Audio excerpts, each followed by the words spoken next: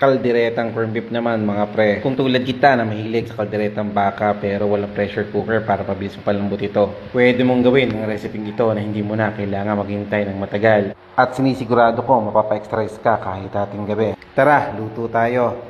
Nilagyan ko na nga ng mantika itong kawali at nung ito'y maiit na, inilagay ko na rin itong mga chirap natin na patatas. Ipinirito ko lang to sa loob ng 3 minuto hanggang mag golden brown na. Isinunod ko na agad itong carrots. Pagkatapos na naman ng carrots, isinunod ko itong bell pepper. Tulad ng patatas at ng carrots, pinirito ko lang siya. Pag isinunod ko na rin itong sibuyas at itong bawang. Hinalo-halo ko lang siya at ginisa-gisa. Pagkatapos nilagay ko na rin itong dilimundo. Wala nga pala akong nabili na caldereta flavor kaya chili garlic itong binili ko. At dahil nga na wala tayong nabili na caldereta flavor kaya nilagyan ko to ng tomato sauce at ng liver spread para lumabas yung pagka-caldereta flavor ng ating niluluto. Nilagyan ko rin ito ng patis at ng paminta at hinayaan ng 2 minuto. Pagkatapos ng 2 minuto ay nilagay ko na rin itong patatas, carrots at itong bell pepper na niluto natin kanina. Hinalo-halo ko lang siya at pagkalipas ng 2 minuto ay nilagay ko na rin yung kanyang cheese. Nung malagyan ko siya ng cheese ay in-steam ko lang ito sa loob ng 1 minuto. Pagkalipas nga ng 1 minuto ay eto na yung ating cheesy caldereta corned beef.